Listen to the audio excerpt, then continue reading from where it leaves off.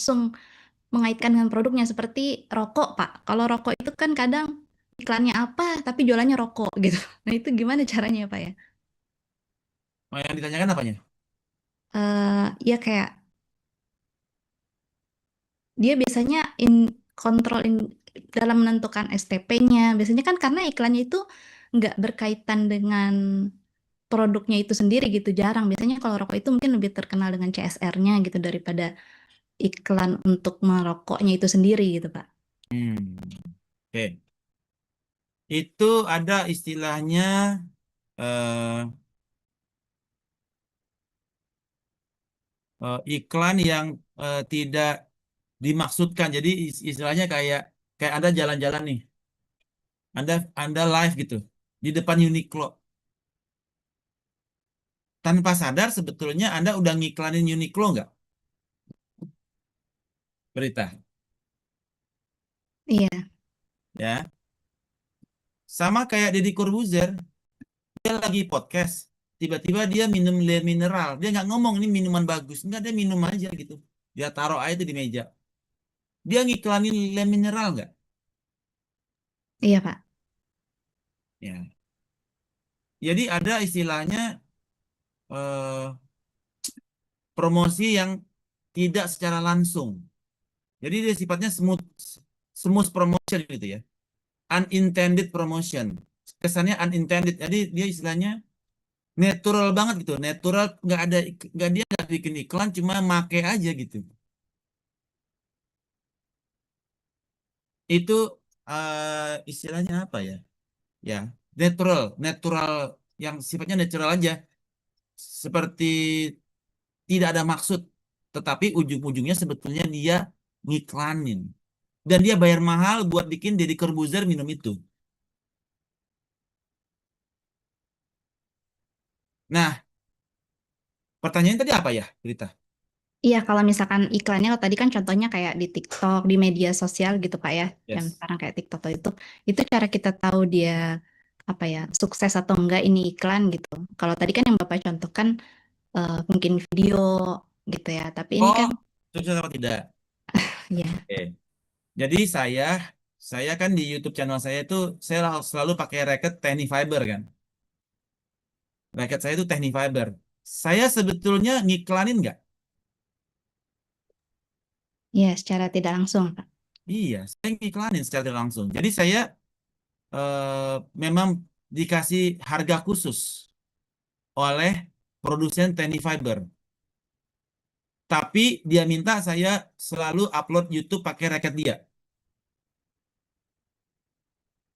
Coba Anda cari di YouTube channel saya yang judulnya Tiny Fiber.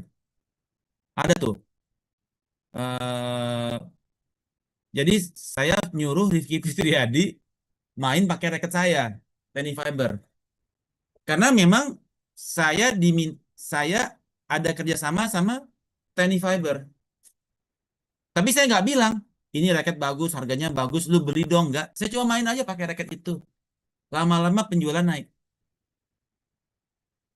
Lama-lama penjualan naik. Akhirnya sekarang banyak atlet pakai Tiny Fiber. Jadi jadi kita mereka mencari awareness. Awarenessnya dia nggak jualan ini Tiny Fiber enggak, tetapi dia meminta saya untuk main pakai itu. Rizky Fitriadi saya suruh main pakai Tiny Fiber. Si Christopher Rungkat saya pinjamin raket itu main juga. Sehingga penjualan tenis fiber bisa naik. Karena channel tenis paling gede di Indonesia memang saya gitu. Kebayang berita. Ya, Pak, terima kasih. Alright. Ada lagi pertanyaan? Good. Kita lanjut. Nah, contoh di dalam campaign, misalkan objektif kita di sostek adalah increase follower. Berarti dikontrolnya jumlah new follower, targetnya berapa? 5.000, aktual 4.200.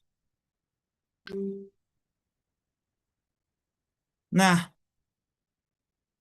maka udah nggak inline nih. nggak inline kan.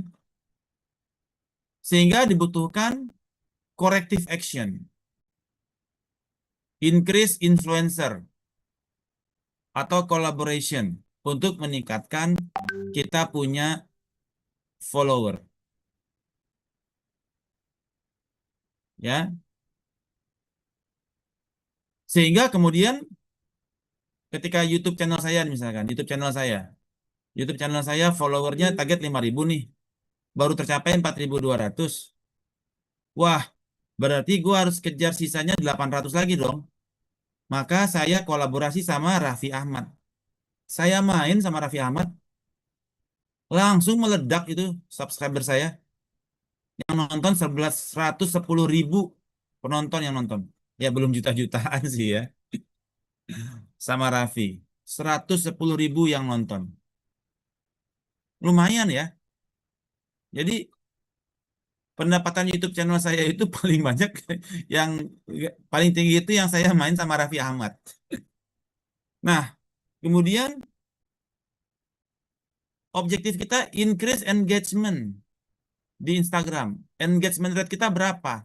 Target 8%. Dari total kita punya follower, subscriber, berapa persen yang komen? Berapa persen yang likes? Aktualnya 9,5. Berarti konten saya udah benar, continue.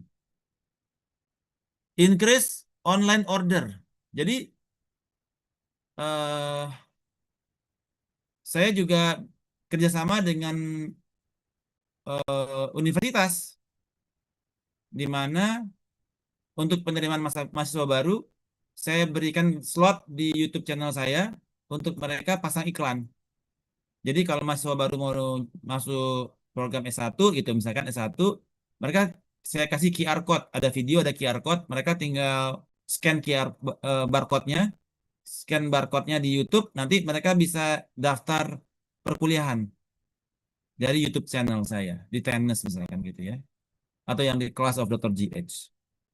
Nah, target 1.000 nih, aktual 720. Nah, berarti di video saya harus ada improve call to action, promotion, berlaku sampai tanggal berapa gitu. Nah, supaya mereka segera scan barcode-nya di YouTube channel saya untuk mereka join. Jadi, ada corrective action. Nah, ini dulu. Saya. Nah, di dalam kontrol di dalam kontrol ini, digital teknologi yang digunakan macam-macam. Ada yang menggunakan machine learning, yaitu Python. Silakan diklik ini link yang saya berikan.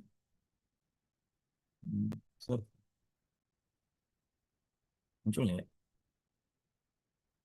Oke, muncul. Oke. Nah, ini ada suspek kontrol ya. Nah, jadi kontrol activity menggunakan machine learning, salah satunya adalah KPI monitoring menggunakan Pandas dan NumPy. Kita bisa mengkalkulate berapa conversion rate dari awareness to interest to desire to call to action.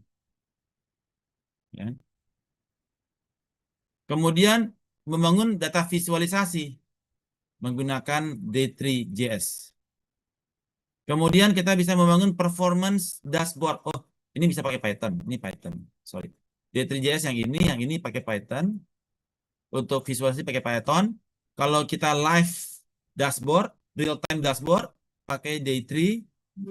Kemudian A/B testing untuk melihat apa yang membedakan antara dengan model tanpa model. Kemudian kita juga bisa forecasting untuk predik kira-kira sales saya berapa ya ke depan. Untuk kemudian melihat predictive model untuk melihat customer churn menggunakan binary logistik atau XGBoost ya dengan fungsi di scikit-learn, library scikit-learn. Segmentasi pakai K-means tentunya.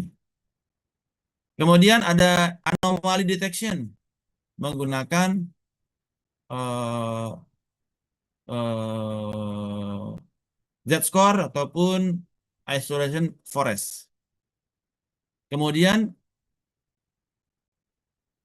automated report, generate Excel report automation.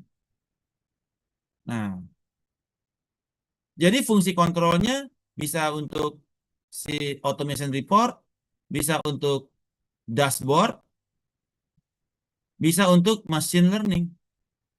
Menggunakan machine learning untuk melihat future. Nah, sekarang silakan dibuka eh, sosteknya.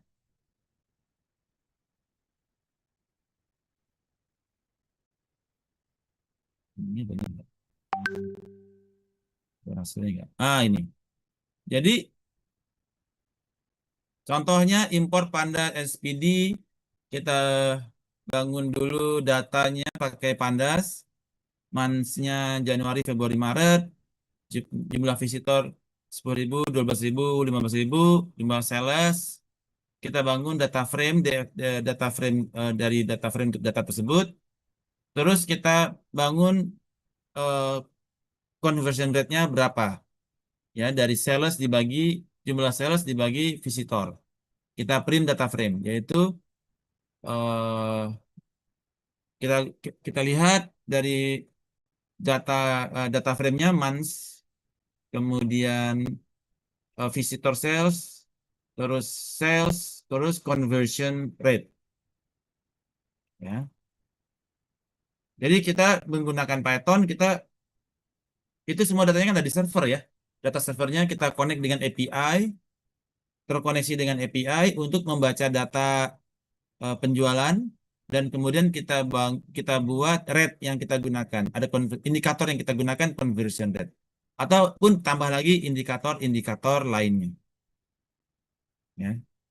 Ini bisa dilakukan secara scheduler otomatis. Nanti diekspor ke Excel untuk bikin reporting harian data kita secara di append ke bawah gitu ya. Kemudian membangun nggak keluar ya. Kalau di bawahnya keluar nggak? Oh, oke, sebentar. Ini membangun chart. Jadi nanti Anda bisa copy ya. Kalau nggak bisa, edit dulu. Kemudian saya run ulang dulu.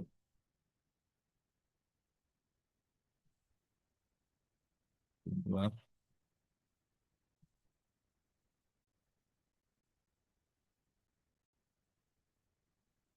Oke, udah muncul. Oh, udah muncul ya? Ya, oke. Nah, kita membangun visualisasi. Jadi bulan Januari, Februari, Maret, April. Nah, ini kenapa ini? Ya, kita membuat visualisasi data untuk melihat trennya sekarang naik apa turun. Ternyata trennya naik ya. Januari, Februari, Maret terjadi peningkatan sales, peningkatan revenue. Nah, jadi ini bisa lakukan di Python. Kemudian juga forecasting. Forecasting future sales, kita pakai data frame, import Pandas untuk data frame. Periodenya dari 24 Januari, 1 Januari 2024. Periodenya 24 bulan. Dan nilai Y-nya atau salesnya ini, 1.200, 1.300. Kemudian head-nya, nah head itu adalah 5 teratas. Kita ketahuan nih datanya. Kemudian kita membangun eh, membangun forecasting. Kita forecast dari data yang di atas, kemudian kita kita predik untuk volatility-nya ada yang di bawah apa yang di atas, ya. Untuk ini tail itu yang paling bawah. Jadi kita untuk bangun yang terbawah untuk forecastingnya.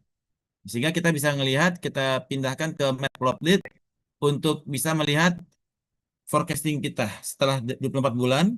12 bulan berikutnya itu ada volatilitas dari yang lower dan yang higher. Jadi eh, forecasting itu dia batas bawah dan batas atasnya berapa. Sama kayak harga rupiah dolar ya. Volatility-nya bisa dari 18 sampai ke 25 volatility-nya. Ya.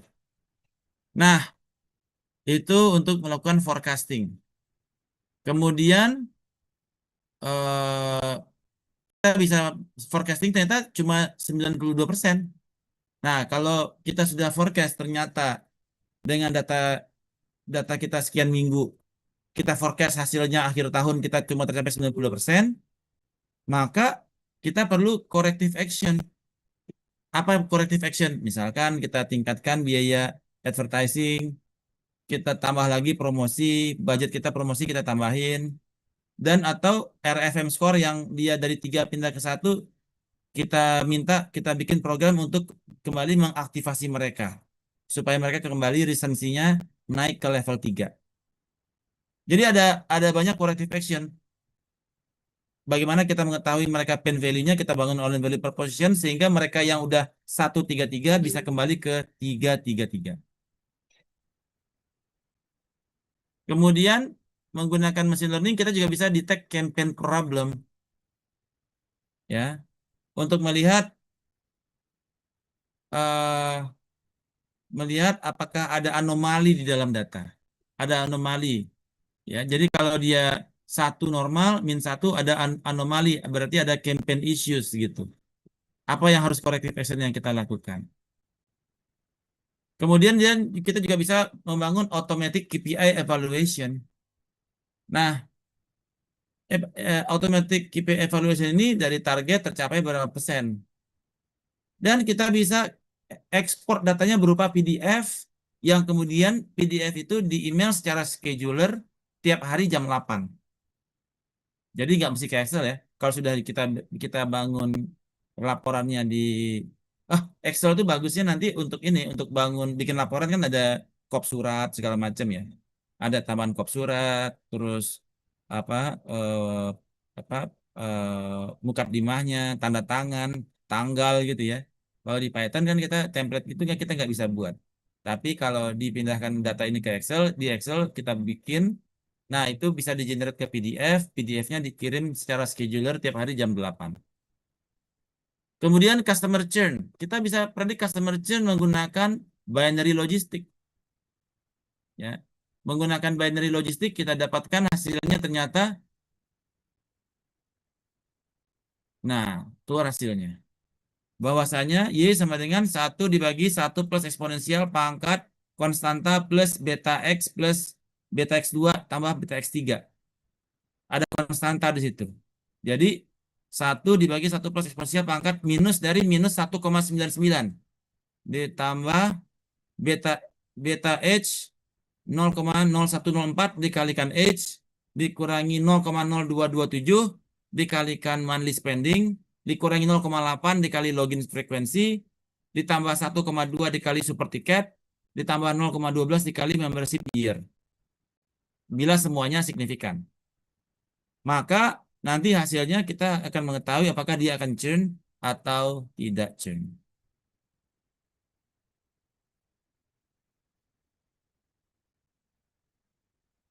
Oke, nah ada lagi A/B testing. Nah, A/B testing untuk mengetahui apakah ada bedanya antara campaign dengan model ataupun campaign tanpa model. Ternyata tes statistiknya negatif dan p-value-nya signifikan. Berarti ada perbedaan. Di atas 5,7 ya. Dan dia signifikan. Berarti ada perbedaan antara campaign yang dilakukan menggunakan clustering model dan campaign yang tanpa model.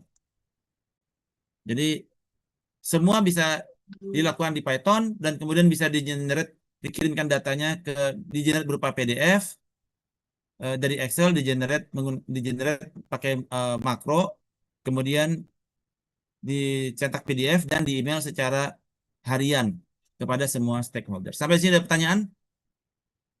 Fungsi machine learning di dalam Sofstack? Tadi terakhir siapa? Herdi ya? Tunjuk satu orang bertanya, Herdi. Gagal bertanya satu lagu.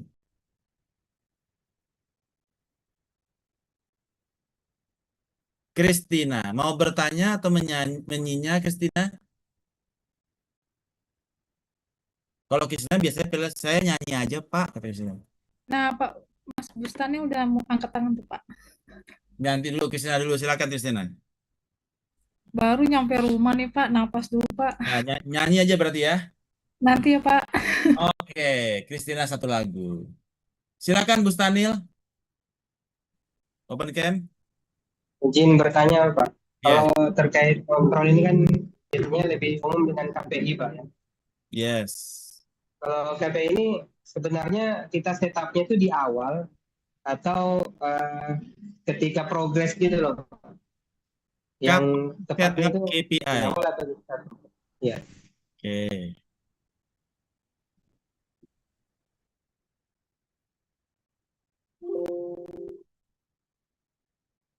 KPI kita setup setelah kita mengetahui situasi kita.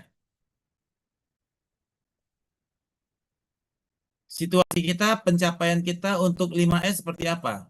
Sales, serve, speak, sizzle di tahun 0 berapa nih? Sell kita 100, service kita 80, speak kita 70, save kita 50, sizzle kita 30. Itu di tahun 0. Berapa? Bagaimana koordinatnya? Koordinatnya adalah 100, 80, 70, 50, 30. Ini adalah koordinat kita. Dengan 5 indikator. Itu koordinat kita. 1, 2, 3, 4, 5. Setelah itu kita mengetahui SWOT analisis. Bagaimana kondisi eksternal dan internal. Apakah internal kita, competitive advantage kita lagi bagus? Apakah kita punya produk bagus? Kemudian kondisi eksternal gimana? Apakah kondisi eksternal memberikan opportunity kepada kita? Atau kondisi eksternal memberikan threat, ancaman? Atau kondisi eksternal itu meningkatkan sales kita atau mengurangi sales kita? Contoh, COVID. Bisnis Anda adalah fashion. Kira-kira target Anda naik apa turun kalau di masa COVID untuk fashion? Turun, Pak. Turun. Berarti objektif Anda ke bawah kan? Karena kondisi eksternal memaksa objektif Anda untuk di bawah. Kalau Anda targetkan naik, Anda bisa ditangkap polisi. Jualan.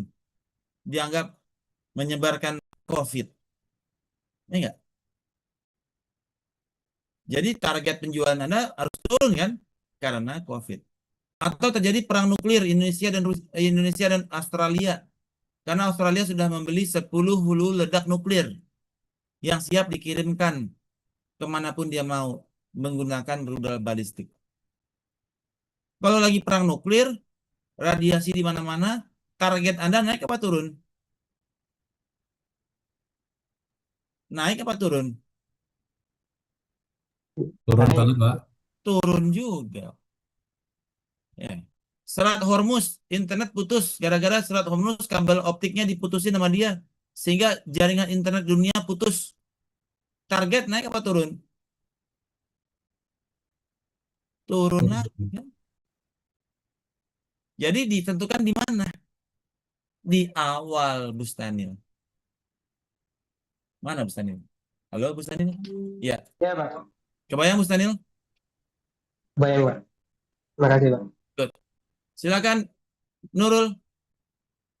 Iya Pak Jerry, Yes. masih nyambung tadi soal KPI.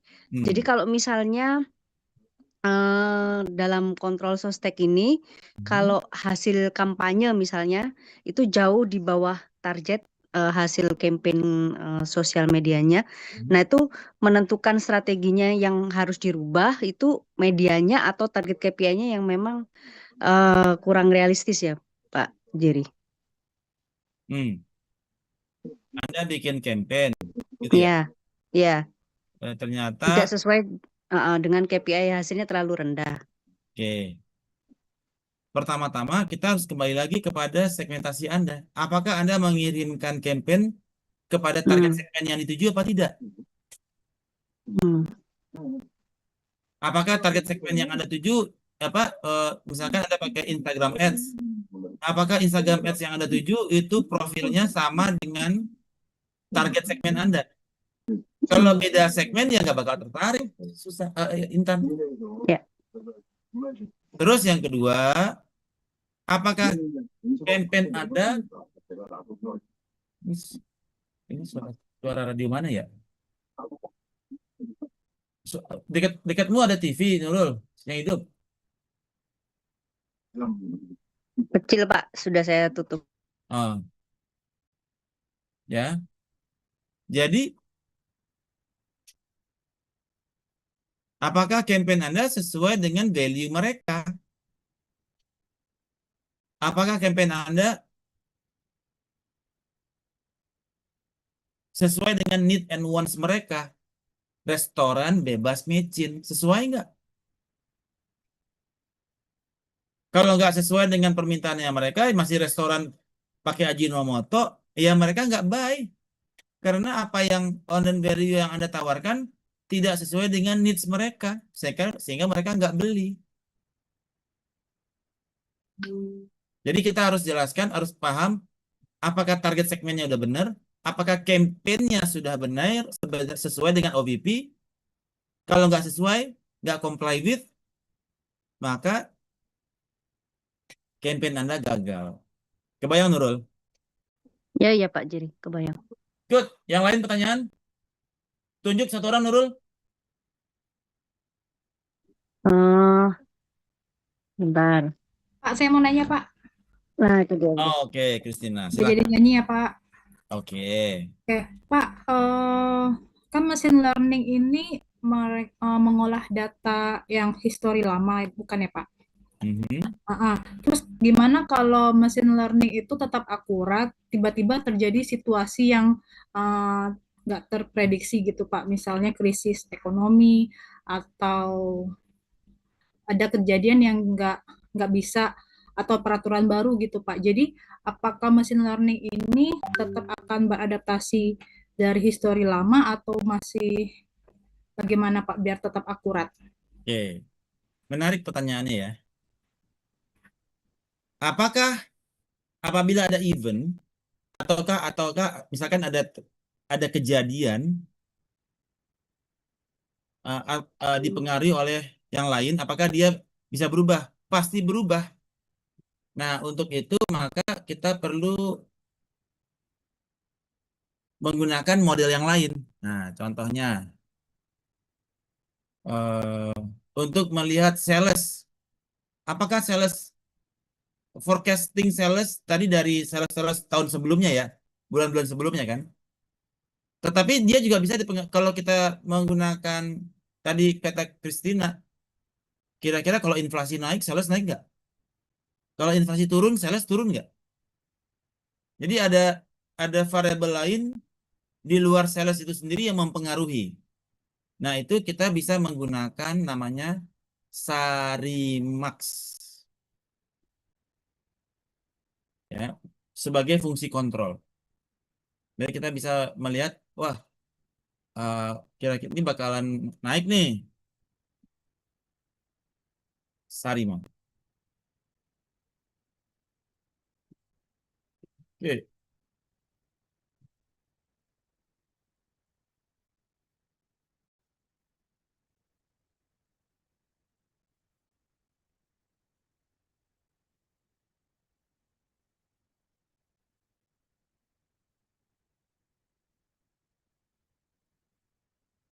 Oke. Nah, jadi misalkan bukan inflasi, misalkan sales. Sales itu dipengaruhi oleh GDP, interest rate, sebagai ARIMA components. Nah, jadi kita masukkan faktor GDP dan interest rate terhadap proyeksi sales kita. Terjadi peningkatan GDP sama peningkatan interest, sales kita naik apa turun? Kak, kita bisa import dulu Pandas, kemudian kita pakai API, connect lagi ke data API World Bank untuk melihat data, connect API server di World Bank, ya. Kemudian eh, kita tambahkan get datanya dari World Bank untuk data yang kita butuhkan ada tahun, inflasi, GDP, dan interest rate. Nah, misalkan inflasi ini adalah sales ya, tahun 86 sampai sekarang nih. Ini kita head angkanya yang dari atas berarti ya, 86, 90 sampai 2026 ya. Sales, GDP, interest rate. Datanya, udah dapat datanya, kemudian kita pakai statistical model, kita import Sarimax, kemudian kita running. Nah, keluar resultnya. Ternyata GDP itu berpengaruh negatif kepada sales. Interest rate juga berpengaruh negatif. Makin tinggi GDP, makin turun sales. Makin tinggi interest rate, makin turun sales. Jadi berbanding terbalik ya. Nah, jadi kita bisa melihat ternyata GDP naik, sales kita turun. Interest rate naik, sales kita juga turun. Ya. Nah, sehingga kita bisa melakukan forecasting berapa sales kita nanti di 2026 akhir sampai 2029. Ya, given dengan kondisi GDP yang kecenderungannya naik yang berdampak kepada sales kita. Ya. Sehingga nanti kita akan lihat terjadi forecasting kita berapa nih terhadap sales. Ya, aktual sales dan forecast terhadap sales kita given dipengaruhi oleh GDP dan interest rate. Jadi menjawab pertanyaan Christina, maka kita bisa menggunakan metode Sarimax ini untuk melakukan forecasting dengan tambahan berapapun variabel yang Anda inginkan. Minyak bumi naik, sales naik apa turun? Per barelnya naik, pengaruh nggak ke sales? Menjawab Christina, mana Christina? Iya Pak, sini Pak, hadir Pak. Paham ya? Pak, ya. Good, silakan Andi, open cam Andi.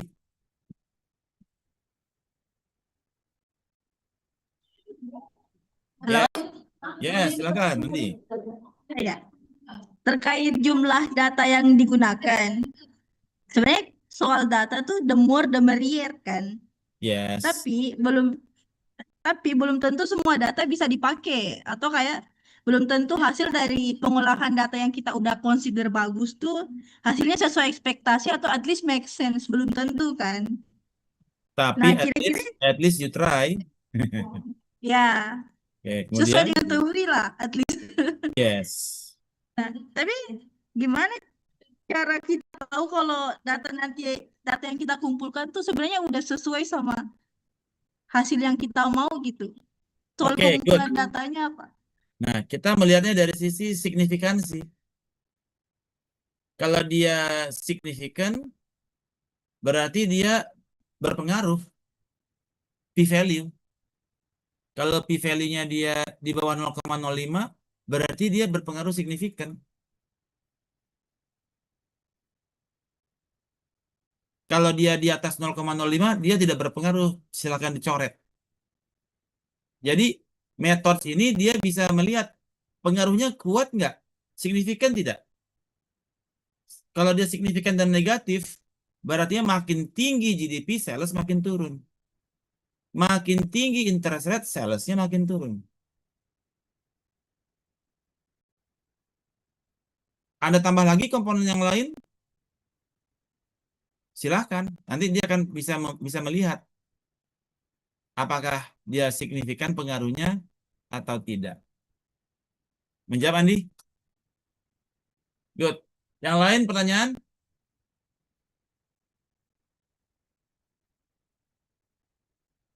Theophilus, silahkan. Apa yang bertanyakan? Ya Pak, itu sebenarnya saya tertariknya tadi yang KPI untuk SEO tadi, Pak. Mhm. Ada keyword ranking, ada traffic juga. Nah, Yes.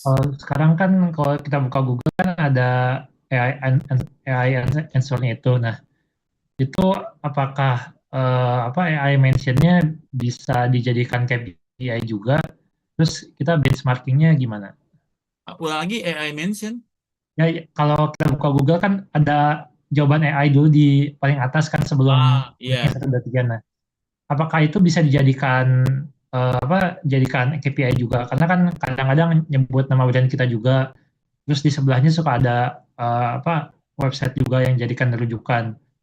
Itu bisa dijadikan KPI nggak? Terus kita benchmarkingnya gimana kalau itu jadi KPI? Oke. Jadi kalau di Google, misalkan hosting murah, ya. Nah, kalau search engine optimizer, kalau dia yang organik, ya, dia akan muncul di urutan pertama di bawah sponsor kan. Nah, hide sponsor result. Nah, ini yang dia secara organik kan muncul di sini untuk ranking keywordnya dia kan. Jadi ketika Google crawling hosting murah itu skornya dia paling tinggi di rumah web Indonesia. Ini yang paling tinggi, ya. Nah, inilah yang secara search engine optimizer yang paling tinggi apabila orang mencari keyword hosting murah.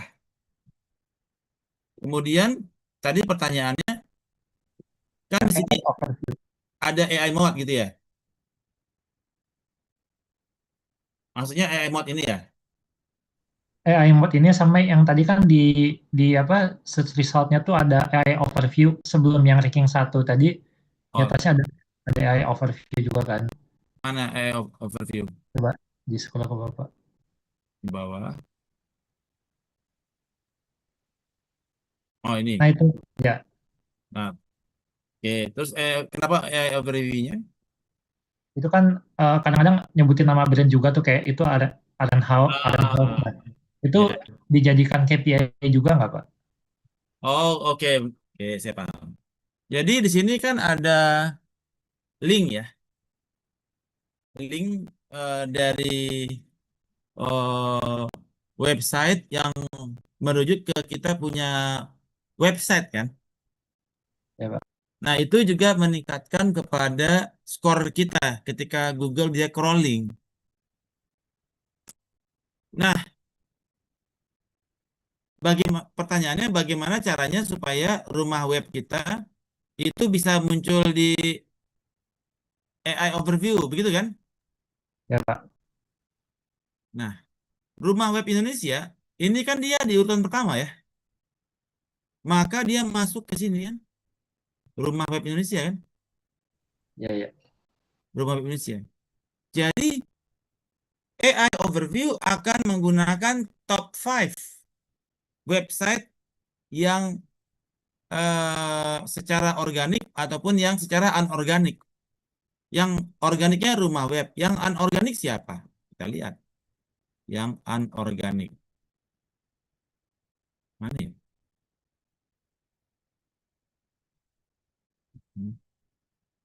Oh, anorganik. Ada hosting, ada hostinger gitu kan? Ada rumah hosting. Kita lihat, ada nggak hostinger di sini? Oh, nggak ada ya. Yang ada Bisnet ya. Namecheap. Oh, malah dia nggak masukin yang itu ya. Malah yang dimasukin yang ini ya, yang organik ya. Jadi malah dia nggak masukin yang itu malah. Karena bagi AI overview kan dia harus kalau dia mau masuk ke yang kalau yang sponsor dia harus bayar lagi kan. Karena dia kan nggak orang kan bayar untuk Google Ads kan, bukan untuk munculin di AI overview. Itu berbeda berbeda lagi. AI overview dia akan mencari yang secara organik.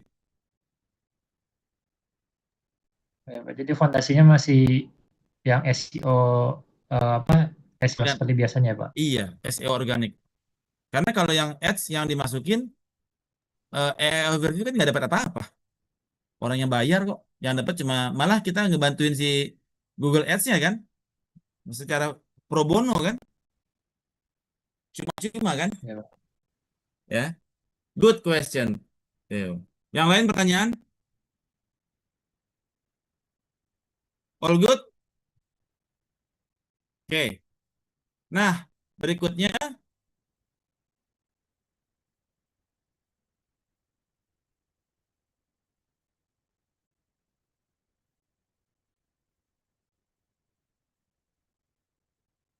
ada juga live marketing dashboard. Ini kita bisa menggunakan banyak cara ya. Ada yang menggunakan day 3. Day 3 sebagai kontrol kita menggunakan eh, kita menggunakan day3.js. Nah, ini dia. Jadi kita bisa menggunakan day3 untuk membangun dashboard yang gratis. Karena dia open source ya. Dia open source. Untuk bespoke data visualization. Oke, examples. Kita buka di sini. Examples.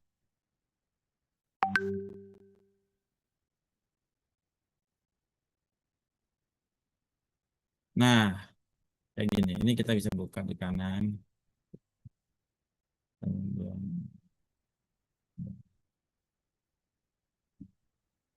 Jadi kita bisa bangun notebook sendiri untuk kita punya website yang menjadi dashboard kita, yang datanya terkoneksi dengan API ke semua server kita.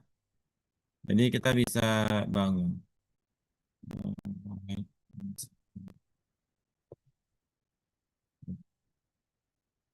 Nah, contoh.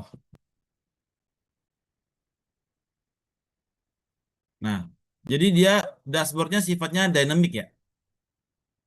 Nah, jadi dia secara real time dia bergerak. Setiap hari dia berubah. Setiap bulan dia berubah.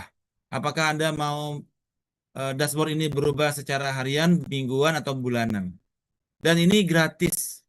Jadi kalau ada project yang Anda sebagai konsultan nggak mau keluar duit atau project murah, yang nggak perlu keluar duit, bayar license Tableau, bayar license Power BI, Anda bisa free menggunakan D3 ya, d3.js. Ya. Kemudian, nah, di sini kita juga bisa zooming ya.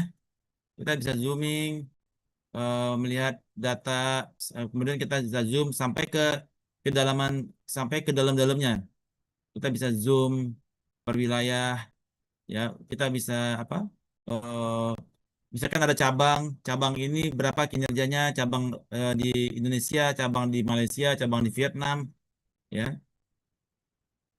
Dan itu betul-betul dia ini ya, eh, apa? Tingkat sampai seluruh dunia bisa kita bikin chartnya. Atau wilayah provinsi Jakarta ada berapa cabang. Nah, cabang mana yang merah, kuning, hijau kita bisa bangun cabang yang merah, kuning, hijau ada di dashboard kita. Atau juga pergerakan mobil ya. Misalkan Anda kontrol nih, Anda punya usaha travel mobil gitu, sewa-sewa travel. Anda bisa kontrol dengan koordinat koordinat yang apa dikirimkan oleh mobil Anda. Terus kita bisa pantau mobilnya udah nyampe mana ya mobil kita, atau taksi Bluebird, taksinya ada kendaraan di mana aja ya. Nah, itu kita bisa menggunakan D3 ini ya. Jadi ini semua open source gratis, nggak perlu bayar, tinggal kalau Anda mau proyek kayak begini silakan hubungi PT G2 Data Indonesia.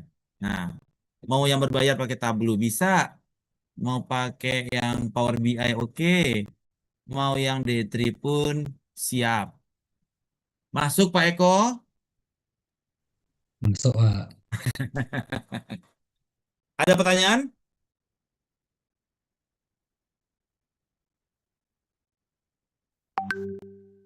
Oke. Nah, itu juga bisa menggunakan Tableau. Nah, Tableau. Tableau saya masih berlaku nggak ya? Nah, kayaknya udah habis deh. Di laptop yang satu lagi kayaknya. Coba Tableau, Power BI, masih ada nggak? Power BI. Oh, udah nggak ada. Oke. Pentaho, oh nggak ada. Oh ada, Pentaho ada. Oh oke, tapi nggak usah lah. Agak repot coding. Ya.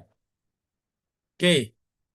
Nah, kemudian menggunakan Python kita juga bisa bikin dashboard. Nah, contoh mana ya? Set. Set. Oke. Dashboard. Nah, itu Tableau saya. Ntar lagi ya. Nah, ini ada eksekutif BI dashboard.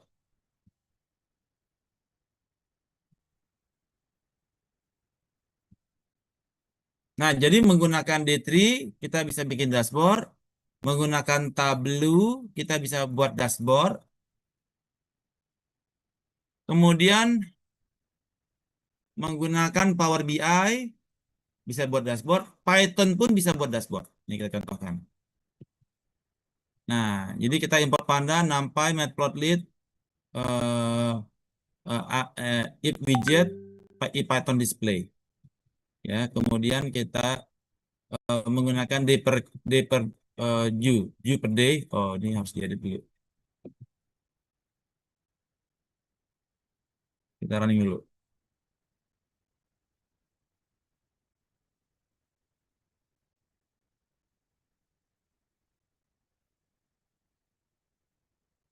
Oke.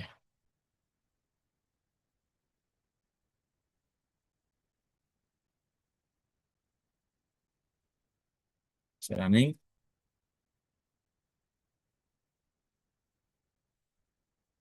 Jadi bisnis intelligence dashboard pun kita bisa bangun menggunakan Excel. Saya running. Menggunakan Python. Ini masih running. Kayak gini ya. Jadi kita bisa misalkan age-nya turun, terus Jupyter date-nya juga turun. Kita juga bisa pakai slider ya. Nah, ini untuk di perju ya, untuk kredit macet. Nah, ini untuk risk segmentation-nya. Kemudian juga medium, high, low, dan kita mana customer yang low risk, mana customer yang high risk. Ya, jadi ini semua juga kemudian bisa kita buka di website. Jadi kita bisa opennya di website berupa HTML. Jadi kita open berupa HTML file, kita taruh sudah berupa generate HTML file, yang kemudian file tersebut bisa kita taruh di HTML. Jadi setiap hari kita bisa update, setiap hari berubah. Jadi Python mengenerate kayak SWF, shockwave file yang sifatnya dynamic, kemudian ditaruh di HTML. Ya. Nah, di sini kita sudah bikin dashboardnya, terus ada dashboard HTML, kita klik. Nah, jadi kita bisa lihat. Nah, ini di website, di websitenya Kaggle User Content ya. Oke, kita bisa buat dashboard, kemudian yang sifatnya dynamic, kemudian kita bangun shockwave file, SWF file, kemudian ditaruh di kita punya website yang setiap hari kita bisa scheduler datanya mengambil data yang di-generate oleh Python. Nah, itu pakai scheduler datanya dia pakai data Python yang di-generate berupa SWF file. Jadi nggak perlu live. Tiap hari dia berubah. Tiap hari data berubah. Jadi kinerja kemarin ketahuan di hari ini. Ya. Ada yang bertanya? Tadi yang tanya bertanya siapa ya? Andi ya? Oh, Theophilus. Silakan Theo, tunjuk satu orang bertanya Theo. Oh ya, Mbak Vera, boleh. Vera Salma. Mau bertanya atau menyinyah, Vera? Bertanya, Prof. Yes, open cam dulu, Vera. Lagi di jalan, Prof. Maaf. Oke, no worries. Silakan.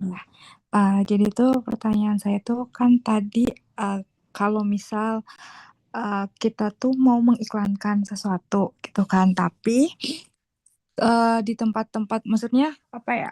eh, kayak kayak Kak Kristina bilang itu kan ada kejadian-kejadian berbeda-beda gitu kan, Prof. Nah, kalau misal kita mau mengiklankan sesuatu tapi ada kejadian tertentu juga, dan itu apa namanya? Kalau gimana ya menjelaskannya, bingung, Prof.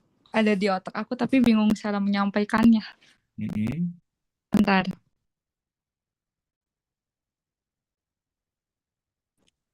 Kalau misal yang tadi kita mau memasarkan, tapi itu ada kejadian-kejadian tertentu, cuman biar sesuai atau targetnya itu sesuai dengan targetnya, kayak misal tadi kan ada IG Ads, YouTube Ads, semuanya. Kadang kan kalau misal kita pengen mencari sesuatu gitu kan, tiba-tiba ads-nya tuh kan lewat di kita sendiri gitu kan.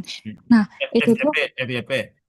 ya tiba-tiba kan muncul aja dengan sendirinya gitu. Cuman kan kalau misal kita ada kejadian sesuatu kayak gitu kan, targetnya tuh bisa salah gitu. Nah, bisa nggak sih kalau misal kita tuh tahu caranya biar target kita itu, biar kita tuh mengiklankannya tuh sesuai dengan target dan di waktu yang tepat juga gitu. Oke, saya jelasin ya. Jadi konsep FYP. Bagaimana konsep FYP itu? Jadi kan setiap orang itu, ini saya sudah pernah jelasin dulu ya.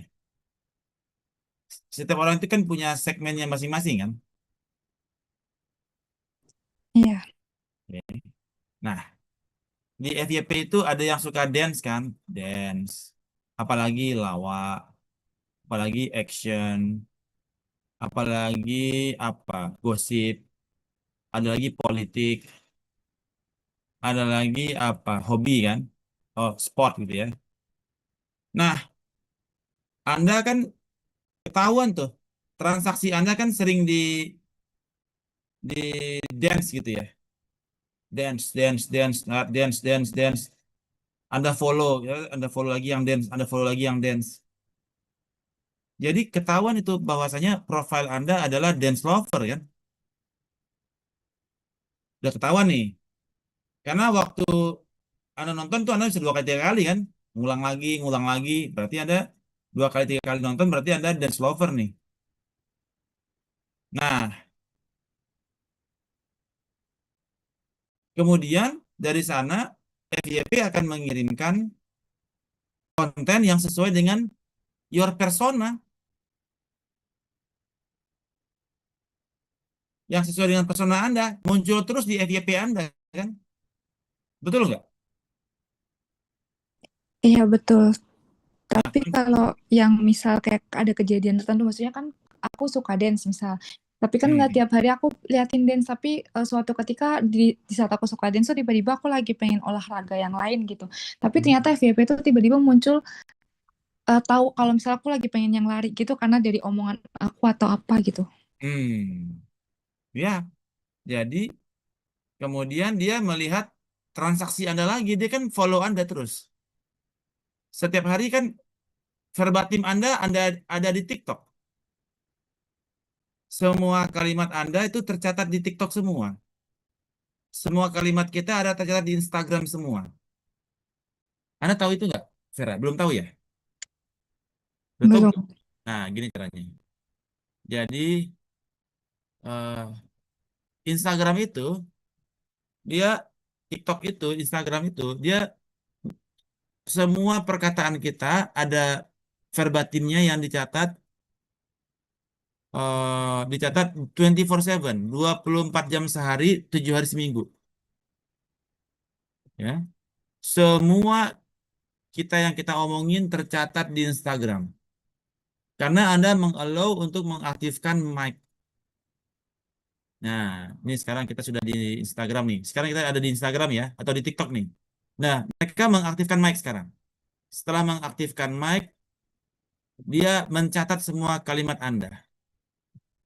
Ya, menggunakan mic yang diaktifkan. 24 jam mic-nya TikTok itu hidup. Dan dia 24/7 mencatat. Nah, tiba-tiba nih Anda lagi di kantor, Anda ngomong, waduh, laptop gue rusak. Terus baterainya gembung. Terus kameranya blur. Terus Windows-nya lelet. Anda ngobrolnya sama teman Anda di sebelah. Dan ini semua tercatat oleh transkripnya dicatat oleh TikTok dan Instagram. Dan kemudian mereka melakukan yang disebut dengan netnografi. Menganalisa secara data kualitatif ya untuk NLP, sentimen. Ada sentimennya lagi gimana sih? Oh, lagi komplainnya mengenai laptop. Oke. Berarti laptop rusak. Nah, itu muncul di NLP-nya, sentimennya laptop rusak. Sehingga kemudian Instagram ya memunculkan campaign yang sesuai dengan Anda. Kebetulan lagi ada campaign laptop second murah nih. Tiba-tiba langsung AI-nya Instagram memberikan penawaran kepada Anda.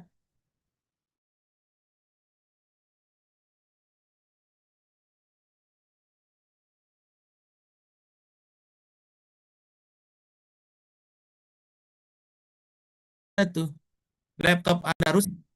Jadi semua itu ada di semua perkataan Anda itu selain tercatat di lauh mahfud, dicatat sama malaikat mungkar dan nangkir, semua kalimat Anda juga dicatat oleh semua apps yang ada di handphone Anda. Semua apps yang mikrofonnya Anda aktifkan ketika install. Semua mencatat perkataan Anda. 24/7. Mau di mobil, lagi sama pacar Anda, lagi ada di pasar, lagi di rumah. Semua perkataan Anda tercatat.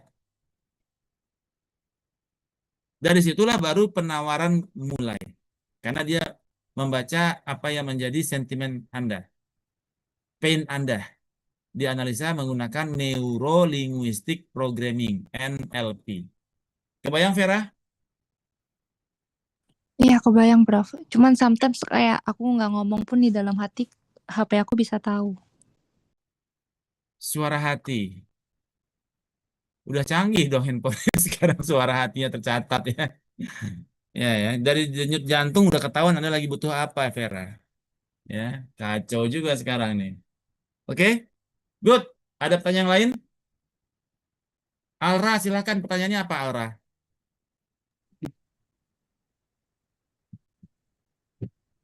Iya, Pak. Yes. Gimana, Alra? Mungkin tadi balik ke slide yang terkait hak kontrol pada framework Sostek, Pak. Yes. Di mana terdapat KPI, target, sampai monitoring. Dan tadi juga pada contoh campaign increase followers, di mana targetnya itu kan memperoleh 5.000 followers, tetapi kan realisasinya itu hanya 4.200, Pak, sehingga dilakukan tindakan seperti menambah kolaborasi dengan influencer. Nah, pertanyaannya adalah apakah tindakan korektif tersebut secara langsung itu bisa meningkatkan sales, Pak, atau sebenarnya hanya meningkatkan KPI tertentu, Pak, seperti followers, engagement, atau order yang nantinya diharapkan berdampak pada sales. Oke. Jadi corrective action ini dilakukan oleh agentic AI. Jadi kembali lagi ke agentic ya. Jadi agentic Sostek.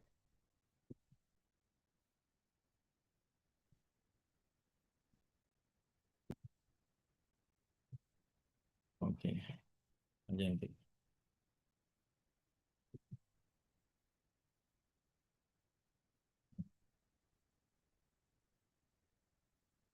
Oke, misalkan gini.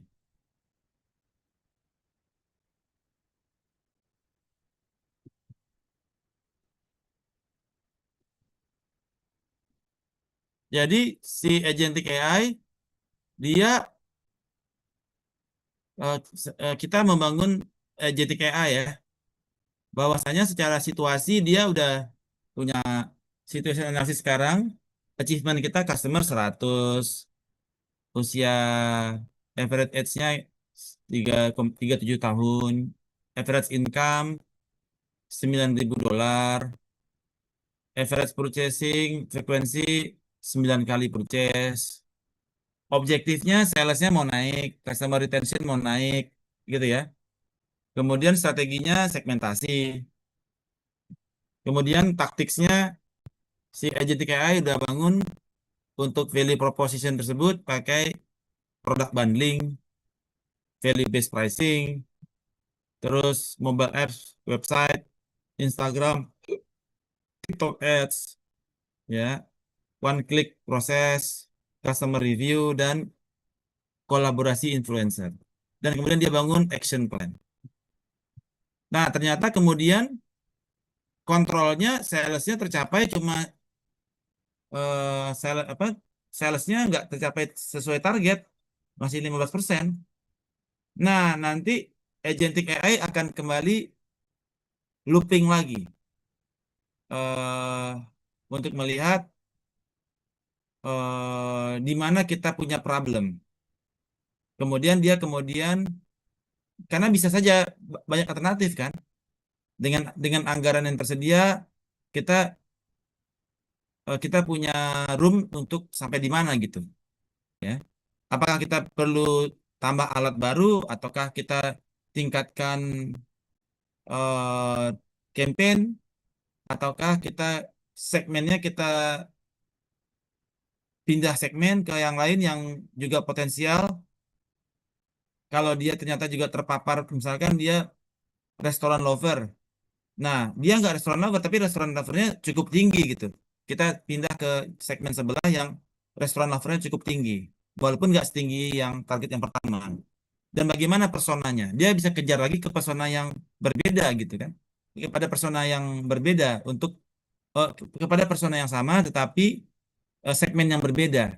Sebenarnya itu dia otomotif lover, transaksi paling tinggi di otomotif, tetapi restoran lovernya pun cukup banyak. Jadi kita mau push ke sana.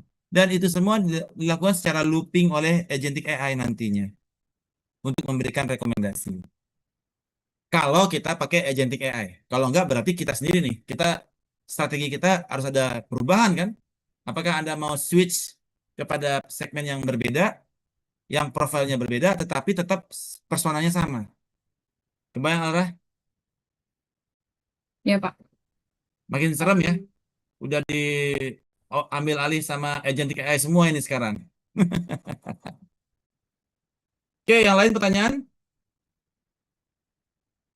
Gak ada? Oke. Prof, Lanjut. Yes. mau nanya dong, tapi Alfian. yang soal tugas kemarin, Yes. bisa nggak? RFM kenapa? Ya, kalau misalkan perusahaannya itu eh, penanaman modal gimana? Ulang Prof, lagi? penanaman modal, misalnya ngasih utang gitu ke perusahaan-perusahaan B2B, itu kan eh, invoice-nya pakai invoice apa?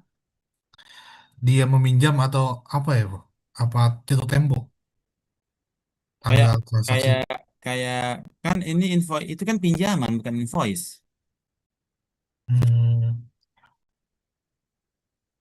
Kan orang kan kalau minjam kan sekali, habis itu kan nggak berkali-kali dia, oh iya. ya kan? Sekali minjem balikinnya udah pusing kan? Kapan lagi minjem lagi, minjem lagi, Iya, ya berarti kan? eh, ya oke. Jadi kalau Anda misalkan Harus produk ya? ya kalau bisa misalkan nggak mesti produk jasa juga bisa, kayak misalkan penyewaan mobil, Oke. kayak di Bali gitu penyewaan mobil. Kan si bule itu datang kan orang Australia itu kan datang mulu tuh, dan Hmm, dia bisa frekuensinya tinggi kan dia. Setiap iya, bulan dia ke Bali nyewa mobil ke tempat yang sama, berarti 3 kan. Ada lagi yang udah datang ke Bali tapi dia nggak nyewa ke dia kan, 1 aja gitu kan. iya. Nah, jadi lisensinya kapan gitu Oke. ya? Atau ya kalau jasa kayak eh, dan bisa juga B2C kan, Iya, training gitu. Ya, ada orang yang bisa training berkali-kali dia di situ kan. Kan frekuensinya tinggi tuh, monitornya besar, tapi dan resensinya dekat 333 kan. Iya. Ada juga yang dia 133, dulu dia sebulan sekali ikut training gitu kan, tapi udah setahun yang lalu, berarti dia udah pindah kemana nih? Udah pindah ke training yang mana lagi dia nih kayaknya, di kita udah puas nih kayak dia pindah ke tempat training yang lain gitu kan. Nah itu kita bisa bring back mereka. Apa pain value-nya? Modul Anda habis, ya saya sih udah dapat semua modulnya nih. Berarti kita perlu bikin modul baru kan, online value proposition kita harus kita bangun lagi modul baru yang kekinian dengan AI, dengan machine learning, dengan apa gitu ya, robotik proses segala macam, sehingga kita dianggap relevan lagi. Kita udah nggak dianggap relevan, maka we need to keep relevan, bikin produk lagi kan, yang sesuai dengan kebutuhan masa ini gitu.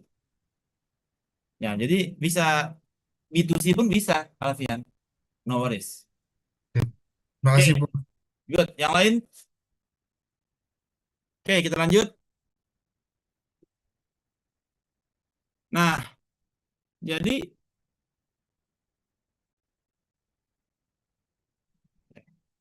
secara website tadi KPI-nya banyak ya, traffic, bouncing rate, conversion rate. Ya, dan itu semua bisa dikontrol menggunakan Python untuk melihat trennya seperti apa, trafiknya, terus bounce rate menggunakan matplotlib-nya seperti apa, conversion rate-nya kita ngelihat secara Panda gimana, search engine optimizer, keyword ranking, semua bisa dikontrol menggunakan Python. Ada ARIMA, A/B testing, sentiment analysis untuk engagement rate, terus forecasting untuk growth, time series, A/B testing, binary logistic untuk unsubscribe, untuk siapa yang subscribe dan siapa yang unsubscribe kita bisa predik menggunakan binary logistic regression. 1 dia subscribe, 0 dia unsubscribe gitu ya. Kemudian atau 1 subscribe, 0 netral, 2 unsubscribe. Jadi pakai multinomial logistic regression. Kemudian trend analysis, A/B testing, regression, scoring model. Nah, scoring model, customer segmentation untuk customer lifetime value, sentiment analysis, dan seterusnya. Semua bisa dikontrol menggunakan Python. Dan dia sifatnya bisa scheduler. Dibikin schedule. Bagaimana cara men-schedule-nya? Nah, kita bisa schedulekan kegiatan ini menggunakan scheduler. Sebentar, ini kita coba scheduler. Nah, ini kita scheduler menggunakan session schedule. Nah, schedule turan kita bisa pilih schedule-nya menggunakan trigger-nya menggunakan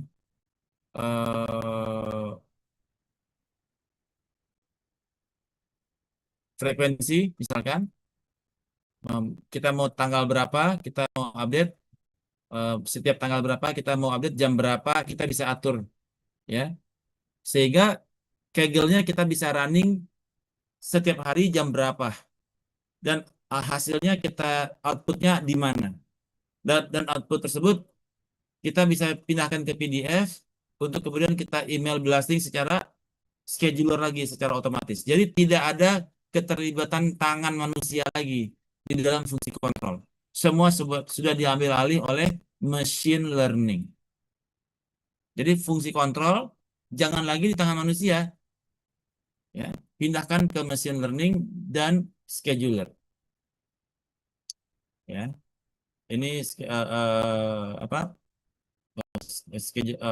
pendekatannya bisa menggunakan banyak sekali ya, data science-nya bisa menggunakan NLP, terus menggunakan anomali model, kemudian menggunakan dashboard dan lain sebagainya. Semua ada tools-nya dan semua juga sudah bisa diambil alih oleh machine learning dan AI.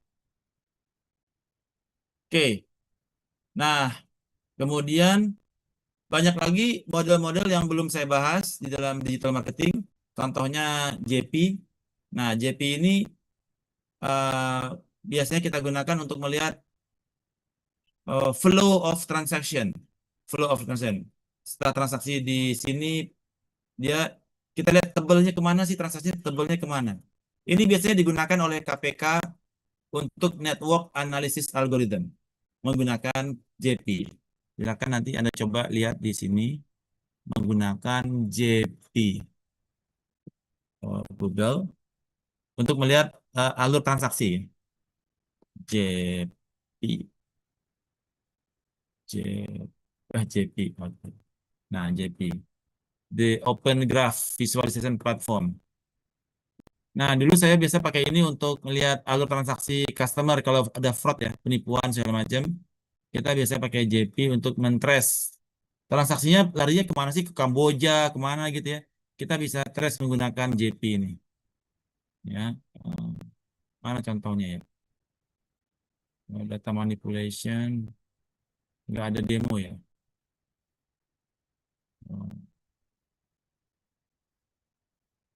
Ya. Application. Application. GitHub. Nah, ini di JP, di GitHub-nya kita bisa ngelihat JP yang public. Contoh-contohnya ya. Ini kita lihat.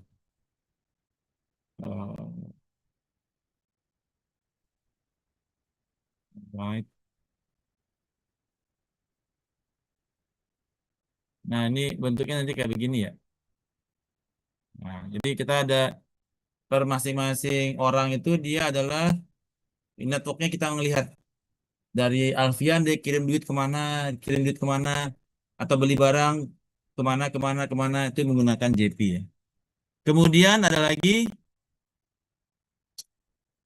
word cloud. Nah, ini yang untuk mengetahui si TikTok dan Instagram untuk dia mengetahui needs and wants Anda ya. Karena semua verbatim kita dianalisa, dia apa yang menjadi kita punya pain values untuk penawaran. Ini Uber saja untuk kita bangun keyword yang cocok untuk bisa membangun search engine optimizer menggunakan Uber Suggest. Location based analysis ya, ini kita pakai untuk pergerakan Gojek dulu saya buatnya. Jadi ketika kita beli investasi di Gojek dari Visa, kita bantuin Gojek untuk algoritma untuk pergerakan dari yang dia garisnya hijau ke yang merah gitu ya. Gojek yang pindah ke merah gitu. Karena yang daerah merah ini kekurangan Gojek. Jadi kita ngedrive para driver untuk masuk ke wilayah merah untuk bantu mengurai bottleneck pemesanan Gojek. Binary logistik ini udah pasti ya. Game changer untuk marketing. Bagaimana kita menentukan siapa yang churn, bagaimana kita menentukan siapa yang eligible menggunakan binary logistik 1 dan 0 ataupun multinomial apabila lebih dari 1 dan 0, dan juga RFM yang kita gunakan sekarang. Ada pertanyaan? Questions? Pak Jerry, mau Yes. tanya Pak. Sam. Pak, ini Pak mau nanya Pak, di saat kita melakukan kampanye iklan gitu Pak, kita kan biasa ngelakuin kampanye iklan misalkan di IG Ads Pak. Nah nanti kan kita ada call to actionnya gitu Pak, masuk ke WhatsApp atau masuk ke link kayak Linktree gitu Pak. Nanti dia pecah gitu Pak. Yes. Misalkan kita jual produk itu nanti mau masuk ke Shopee atau ke Tokopedia. Nah Yes. itu ada nggak sih Pak nanti kayak fitur misalkan oke dia masuk ke Tokopedia, nanti dia sampai masuk keranjang atau check out kita bisa tahu gitu Pak. Bisa nggak ya Pak kayak gitu Pak?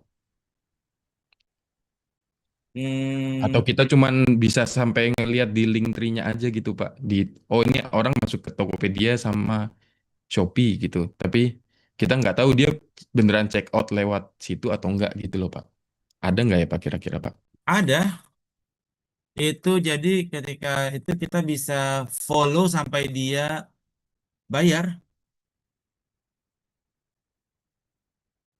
Nah, itu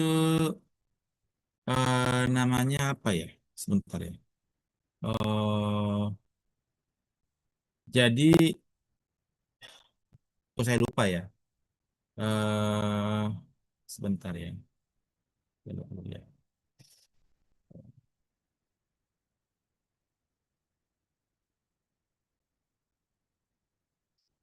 Google.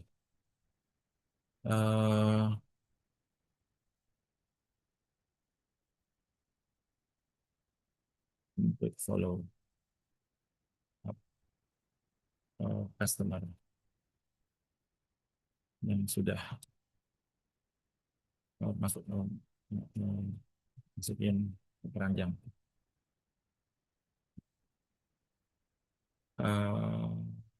Bukan engine.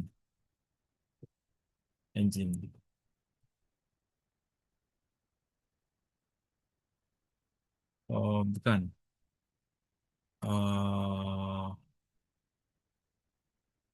Jadi ada itu dia bisa kita bisa kejar terus dia sampai misalkan nih Anda udah taruh di keranjang kuning nih ya, Anda udah taruh barang, terus Anda nggak bayar nih ya, Anda nggak bayar, dia terus Anda pindah ke website lain, dia bakal ngasih notifikasi tuh, Anda masih ada belum lunasin, Anda belum bayar loh keranjang di Shopee gitu, dia bisa bisa apa ngeluarin pop up di situ ya. Nah, itu ada engine-nya khusus. Saya lupa lagi itu namanya apa. Ya. Sampai kemudian beberapa web Anda lari lagi, dia tetap kejar Anda, ngingetin untuk pop up ngingetin Anda, Anda masih ada belum bayar keranjang loh di kita gitu. Itu ada engine-nya juga, Hisam. Belum pernah dengar kah? Belum, Pak. Ada. Ntar saya kalau ingat saya kasih kabar kamu ya. Saya lupa lagi ya. Kenapa saya lupa ya? Baik, siap, Pak. Terima Good. kasih, Ada Pak. lagi pertanyaan? Tidak ada? Kalau Izin tidak ada, bertanya, Pak Jari. yes, Pak Gianto. Ya, kalau kita pergi ke suatu tempat, tuh, Pak Jari, kadang-kadang Yes. kita melewati eh, toko tertentu atau restoran atau apa itu muncul di pop up di handphone kita itu. Yes. Kadang-kadang lewat SMS atau WhatsApp gitu atau gimana. Hmm. Itu mereka menggunakan apa ya? Ini. Menggunakan ini local advertising. Jadi dia melihat radius kita. Jadi jadi kan gini, Anda punya handphone kan, ada IP address kan. Iya. Nah, IP address ini ada di Telkomsel kan, semuanya misalkan ya. Nah, mereka kerjasama dengan Telkomsel nih, partnership dengan Telkomsel.